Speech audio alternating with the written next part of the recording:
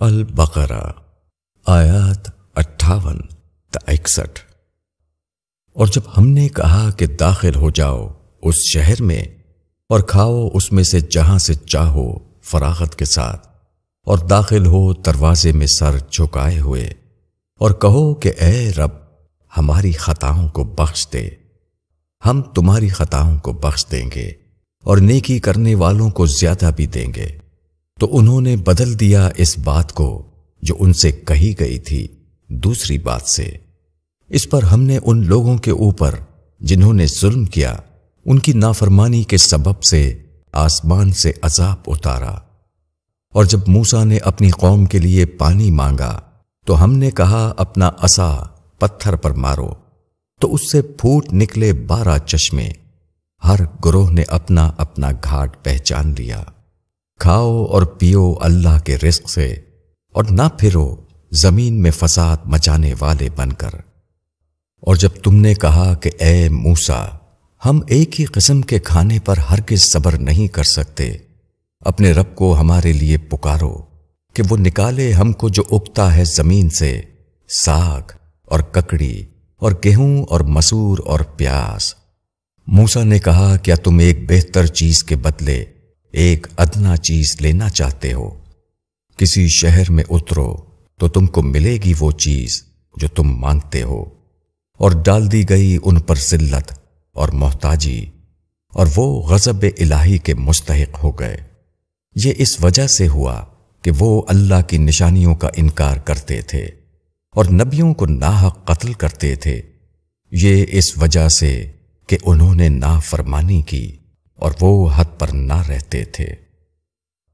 تشریح: یہود پر اللہ تعالیٰ نے خصوصی انعامات کیے، اس کا نتیجہ یہ ہونا چاہیے تھا کہ وہ خدا کے شکر گزار بندے بنتے، مگر انہوں نے بالکل برعکس ثبوت دیا۔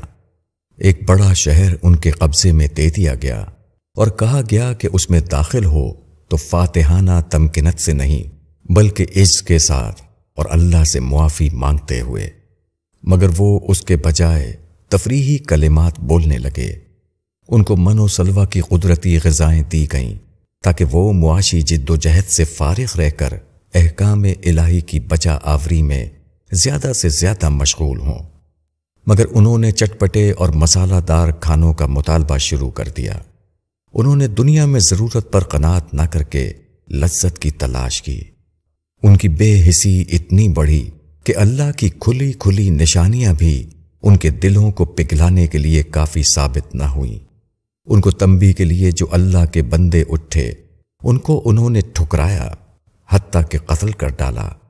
یہود میں یہ ڈٹائی اس لیے پیدا ہوئی کہ انہوں نے سمجھ لیا کہ وہ نجات یافتہ گروہ ہیں، مگر خدا کے یہاں نسلی اور گروہی بنیاد پر کوئی فیصلہ ہونے والا نہیں۔ ایک یہودی کو بھی اسی خدائی قانون سے جانچا جائے گا جس سے ایک غیر یہودی کو جانچا جائے گا۔ جنت اسی کے لیے ہے جو جنت والے عمل کرے، نہ کہ کسی نسل یا گروہ کے لیے۔ زمین کے اوپر شکر، صبر، تواضع اور قناعت کے ساتھ رہنا زمین کی اصلاح ہے۔ اس کے برعکس ناشکری، بے صبری، گھمنڈ اور حرص کے ساتھ رہنا زمین میں فساد برپا کرنا ہے، کیونکہ اس سے خدا کا قائم کیا ہوا فطری نظام ٹوٹتا ہے۔ یہ حد سے نکل جانا ہے، جبکہ خدا یہ چاہتا ہے کہ ہر ایک اپنی حد کے اندر عمل کرے۔